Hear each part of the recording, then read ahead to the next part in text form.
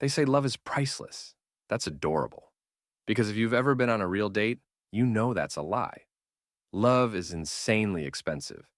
50 bucks for just a casual coffee that somehow turns into a therapy session because your date is working on themselves. 150 for dinner because they don't do chain restaurants, but they will eat Taco Bell at 2 a.m. 400 if you were dumb enough to suggest a weekend getaway, only to discover they don't believe in packing efficiently and take 4 suitcases for a 2-day trip. And yet, despite the financial ruin, emotional trauma, and people who say, we should just vibe and see what happens, we keep dating. Why? Because dating is the biggest scam ever invented. It's like a pyramid scheme. But instead of selling essential oils, you're trying to convince a complete stranger that you're emotionally stable and have hobbies. And just like every great scam, it follows 15 key stages. Stage 1, the illusion of choice, aka the dating app trap. Dating apps are casinos for love. Dating apps love to tell you that they're expanding your dating pool. More options, more potential matches. Except that's a lie. Here's the real experience. Women log in. Boom, 500 plus matches. 95% of them are guys holding fish. Half of them use Snapchat as their primary form of communication. One of them still says Netflix and chill, unironically. Men log in, get 1 match per month. It's either a bot, a spam account, or someone who swiped by accident. If it's a real human, she messages, hey, and then disappears, like she's in the witness protection program. The Tinder paywall scam. Ever get a Tinder notification at 2 a.m.? Someone likes you. Find out who. You open the app, excited, boom, paywall. Tinder Gold, $30 per month. Tinder Platinum, $40 per month. Tinder Supreme Deluxe, Ultimate Love Edition, $100 per month. You pay. You check your likes. And it's your cousin, a bot, and a 67-year-old man named Gary. Congratulations, you just paid money to be sad. Stage 2. The false advertising, dating profiles are full of lies. Dating bios are just resumes for romance. A dating bio is just LinkedIn, but with thirst traps. Men's bios, I love hiking. Translation, went once, almost died. I'm funny. Translation, exclusively sends memes and hopes for the best. Women's bios, looking for someone who can handle me. Translation, needs a therapist, not a boyfriend. Fluent in sarcasm.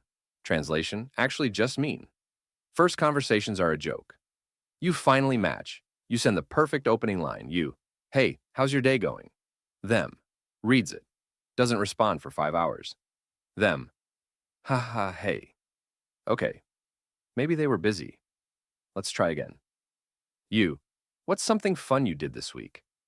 Them, leaves you on red for 7 days, then suddenly texts at 3 a.m., you up? Congratulations, you just got emotionally finessed. Stage 3, the expensive tryout. Dating equals financial suicide. First dates are the most expensive job interviews ever. Let's say you finally get a date. Great. You've now entered the most expensive unpaid internship of your life. Your options. Dinner date, that's $100, minimum. Drinks, $50 for 2 cocktails, and existential dread. Movies, $30 to sit in silence while overthinking how you're sitting.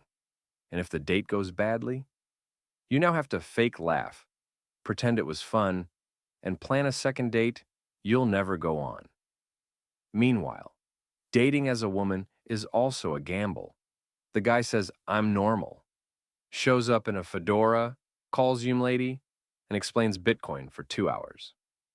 Stage 4, the emotional roller coaster. Ghosting is just relationship layoffs. Ghosting is the default breakup method. Everything is going great. Then, suddenly, you send good morning with a heart. They take 9 hours to respond with sup. You've been ghosted. Your relationship just ended via slow fade, and now you have to convince yourself it wasn't that serious while eating ice cream at 2 a.m. Meanwhile, the ghoster? They just posted on Instagram, live laugh loving in Greece like you never existed. Stage 5, the breakup and the cycle repeats. You'll be back in a month. You swear off dating until you don't. After your breakup, you swear off dating. You tell yourself, I'm focusing on myself. I'm done with dating apps. I'm just going to vibe and see what happens. Then, 3 weeks later, you re-download Tinder. You set the radius to 50 miles. You start the cycle all over again. Because at the end of the day, dating is just a big slot machine, and no matter how much it sucks, humans are biologically programmed to keep pulling the lever. Stage 6, Situationships, aka the love purgatory. This is where dating stops making sense.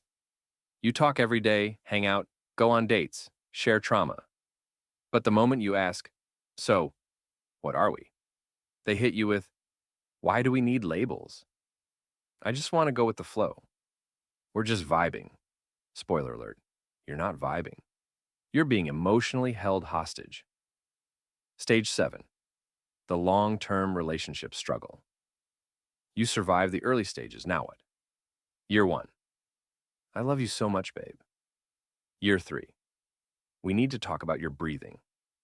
Year 5, babe, I told you to close the cabinets. Why can't you close them? At some point, you will argue over these things. Who should pick the restaurant?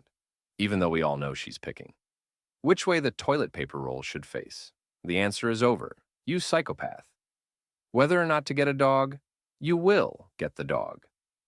Stage 8, meeting the family, the boss level of dating. Now you have to convince their parents you're a functioning adult. Moms, nice but secretly judging. Dads, say nothing and make you wonder if you're failing a test you didn't study for. Siblings, will roast you within 10 minutes. Stage 9, the proposal pressure. Once you've been dating long enough, people start asking questions. Her friends, so when is he proposing? His friends, bro, do you even lift? Congratulations. Dating has turned into a corporate job. Girlfriend's mom, where do you see yourself in 5 years? Your brain, please stop talking. Stage 10, marriage, the end game. But is it? Marriage is beautiful, but let's be real. Dating was an audition. Marriage is a contract. And now you have to share a bathroom. One day you'll wake up and hear, did you forget to take the chicken out of the freezer? We need to talk about our budget. Why are you breathing like that? Now, welcome to the bonus rounds, because dating disasters don't end there. Stage 11, the social media relationship Olympics. Once you're in a relationship, dating isn't about being happy anymore. It's about competing. Couples on Instagram, date night with my soulmate, forever blessed.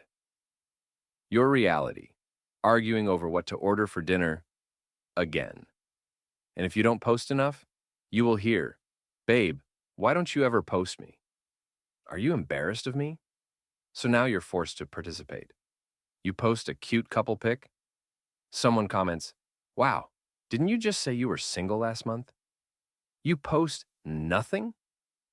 The world assumes you're in a toxic relationship. No one wins. Stage 12, the relationship comfort zone, aka the sweatpants era.